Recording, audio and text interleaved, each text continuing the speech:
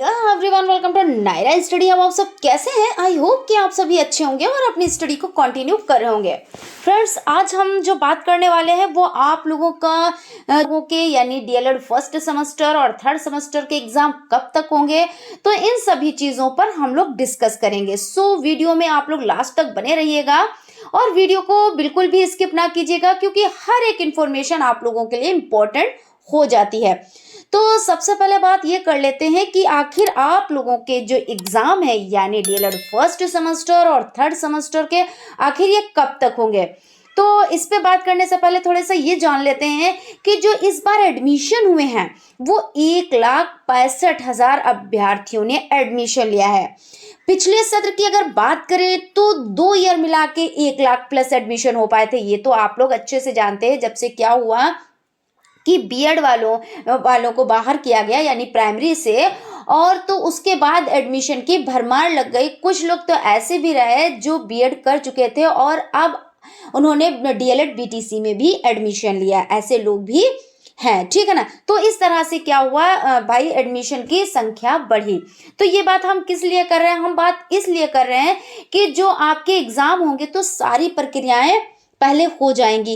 उसके बाद जब प्रक्रियाएं हो जाती हैं तो आप लोगों को टाइम मिलता है 6 मंथ। उसमें 5 मंथ आपको मिलते हैं तैयारी करने के लिए। आप कॉलेज जाते हैं और क्लास अटेंड करते हैं और अपनी तैयारी करते हैं। उसके बाद 30 डेज यानी 1 मंथ आपको टीचिंग करनी होती है अपने नज़दीकी विद्यालय में जाकर, ठीक है ना। तो ये सारी प्रक्रियाओं में लगता है टाइम। तो जब टाइम लगता है तो आप लोगों को ये सारा टाइम तो देना ही रहेगा। कहीं कहीं पे टीचिंग लग चुकी है, कहीं पे लगने वाली टीचिंग है।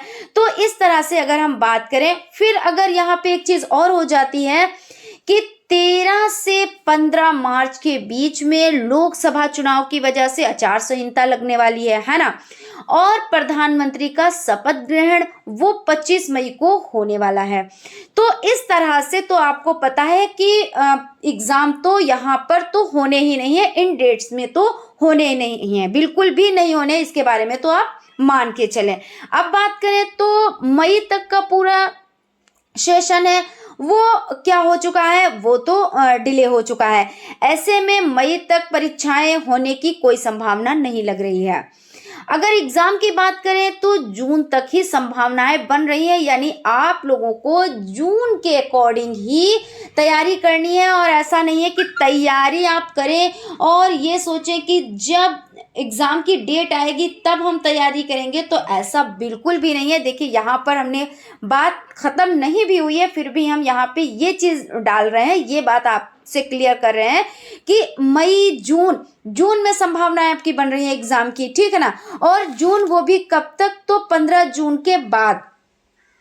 तो ऐसा आप लोग बिल्कुल भी ना करिएगा कि अभी मार्च चल रहा है, अप्रैल मई अभी 2 महीने हैं, अभी हम अच्छे से तैयारी नहीं करेंगे, हम उसके बाद जब एग्जाम की डेट आएगी या 1 मंथ बचेगा तब हम तैयारी कर लेंगे। तो ऐसा बिल्कुल भी ना सोचिएगा, क्योंकि आपके 8 सब्जेक्ट है। फर्स्ट सेमेस्टर की बात की जाए या थर्ड सेमेस्टर की बात की जाए, दोनों सेमेस्टर में 8 सब्जेक्ट हैं। और अब ज्यादातर बैक किस में लगती है, तो डीएलएड बीटीसी में बैक लगती है। ये बात हम बार बार आप लोगों को बताते हैं कि बैक लगती है, लेकिन ऐसा नहीं है कि सभी लोगों की लगती है। ये भी मान के ना चलिएगा कि अरे जब बैक ही लगती है तो हम क्यों मेहनत करें, क्यों तैयारी करें, हमारी जब बैक ही लगनी है। ऐसा नहीं है, ये कंफर्म नहीं है कि बैक लगनी है। बैक किन सूरत में लगनी होती है, जब आप तैयारी अच्छे से नहीं करते हैं। कुछ लोग ये सोचते हैं एक मैराथन ले लेंगे और हमारी तैयारी अच्छी हो जाएगी, या हम 15 दिन पहले से स्टार्ट कर देंगे, थोड़ी सी सीरीज को देख लेंगे इधर उधर से पेज पलट कर, और हम अच्छे से क्वालिफाई कर लेंगे। तो ये चीज़ आप बिल्कुल मत सोचिए, क्योंकि जो ये आपका डीएलएड बीटीसी हो जाता है, थर्ड सेमेस्टर वाले तो अच्छे से जानते हैं कि क्या प्रक्रियाएं हैं, किस तरह से बैक लगती है। लेकिन जो फर्स्ट सेमेस्टर वाले हैं वो भी नए हैं, उनको भी ये चीज़ें नहीं पता है। तो उनके लिए हम खास तौर से कहना चाहेंगे कि आप लोग ये बिल्कुल भी ना सोचिएगा कि या तो कि बैक लगती ही है तो तैयारी करके क्या करें, है ना। एक ये भी होता है, क्वेश्चन माइंड में आता है, और एक ये भी है कि अरे पढ़ लेंगे, जितना हमको आता है वो तो इनफ है। कुछ लोग ऐसा भी सोचते हैं। तो ना तो वो बात सही है कि अरे बैक सबकी लगती है, हमारी भी लग जाएगी, ना ये बात सही है कि हम 15 दिन पहले पढ़ाई करना स्टार्ट कर देंगे। हालांकि वो लोग पास हो जाते हैं, ऐसा नहीं है। जो 15 दिन पहले पढ़ना वो सिर्फ पास होते हैं, लेकिन अच्छे नंबर वही ला पाते हैं जो तैयारी पहले से स्टार्ट करते हैं, और जब डेट एग्जाम की डेट आती है तब सिर्फ रिवीजन रह जाता है। और एक चीज मैं बताते हुए चलती हूँ कि बैक लगती सबसे ज्यादा किस में है, तो सबसे ज्यादा अगर बैक कहीं पर लगती है, किसी सब्जेक्ट में लगती है, तो मैथ में सबसे ज्यादा लगती है। जिसकी मैथ अच्छी होती है तो वो उर्दू हो गया, संस्कृत हो गई, इन सब्जेक्ट्स में भी लग जाती है बैक। और कहने का तो ये भी है, लगती तो हिंदी में भी है। आप ये ना कहिएगा कि मैम आप तो हमें खुलेआम डरा रही हैं। हम आपको डरा नहीं रहे हैं, हम सिर्फ आपको अवगत करा रहे हैं, क्योंकि अब आप लोगों के पास टाइम नहीं बचा है। अगर जून में भी परीक्षाएं होंगी तो उसके अकॉर्डिंग भी आपके पास टाइम नहीं बचा है, ठीक है। क्योंकि 8 सब्जेक्ट है, अगर मान के चलें कि एक एक सब्जेक्ट एक एक वीक में अगर आप पढ़ें, तब भी देखिए 2 महीने 2 मंथ्स है, ज्यादा क्या दिन नहीं है ज्यादा। इसलिए आप अच्छे से तैयारी करें। और देखिए हमारे चैनल पर DElEd first semester third semester के क्लासेस कंटिन्यू चल रहे हैं। किसी वजह से मैथ की क्लासेस अभी थोड़ी सी रुकी हुई हैं, क्लासेस नहीं चल रही हैं। और सब्जेक्ट जैसे आपका बाल विकास हो जाता है, कंप्यूटर हो जाता है, ये सभी क्लासेस चल रही हैं। मैथ की भी क्लासेस बहुत जल्दी आने वाली हैं। और जितनी क्लासेस हो चुकी हैं उनको भी आप देखें, क्योंकि हर एक चीज़ बड़ी बारीकी से बताया गया है। तो उन चीज़ों को आप देखें, अच्छे से समझें, नोट्स बनाएं, प्रैक्टिस करें, ठीक है। तो यहाँ पर तो हो गई आपकी एग्जाम की बात कि कब तक होंगे, यानी डीएलएड फर्स्ट सेमेस्टर और थर्ड सेमेस्टर के एग्जाम कब तक होंगे, और आप किस तरह से पढ़ाई करें, और कैसे आपकी बैक लगती है, और आप कैसे बैक से बच सकते हैं। और एक चीज और बता देती हूँ यहाँ पे कि जो आप लोगों का जब जो पास होता है तो उसका बहुत अच्छा परसेंटेज आता है। क्यों? क्योंकि देखिए इसमें क्या होता है, आपने देखा होगा जब रिजल्ट आता है, जिन लोगों ने अभी एडमिशन लिया कि उसके बारे में जानकारी तो पूरी रखते होंगे, तो उसमें 68% लोग फेल हैं, 69% लोग फेल हैं, बहुत कम लोग पास हुए हैं, ऐसे करके रिजल्ट आता है। यहाँ पे रीजन क्या है? आखिर रीजन ये है कि देखिए अभी तक जो आप लोगों ने पढ़ा 33% आपको लाना होता था। कहते नहीं कि 33% ले आए और आप पास है, लेकिन अब क्या है, अगर 25 नंबर का पेपर है तो आपको लाना कितना है? आपको कम से कम 12 नंबर लाने हैं, ठीक है। 50 नंबर का है तो आपको 25 नंबर हर हाल में लाने हैं। और अगर 25 से 1 नंबर भी कम रहा तो मतलब आपकी बैक लग गई।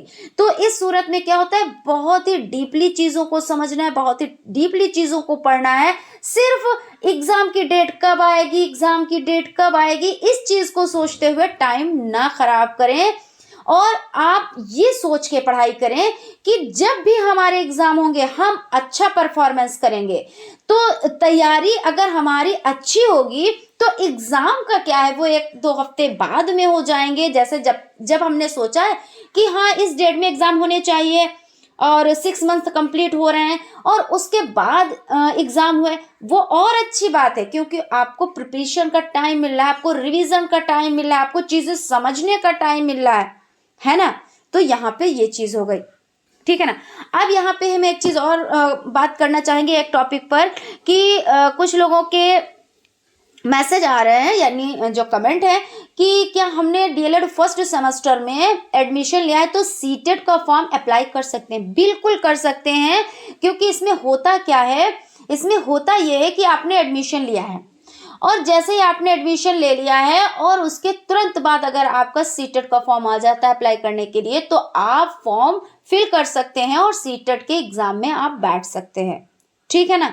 तो यहाँ पर ये भी चीज आपकी क्लियर हो जाती है, ठीक है ना फ्रेंड्स। तो आई होप आप लोगों को चीजें समझ में आई होंगी और हमने जो चीजें आपको बताई है तो उसके अकॉर्डिंग आप तैयारी भी करेंगे। और हमारे चैनल पर आप लोगों के DElEd first semester third semester के क्लासेस कंटिन्यू चल रहे हैं, जहां पर चीज़ों को डिटेल में भी बताया जा रहा है, प्लस सीरीज भी कंटिन्यू कराई जा रही है।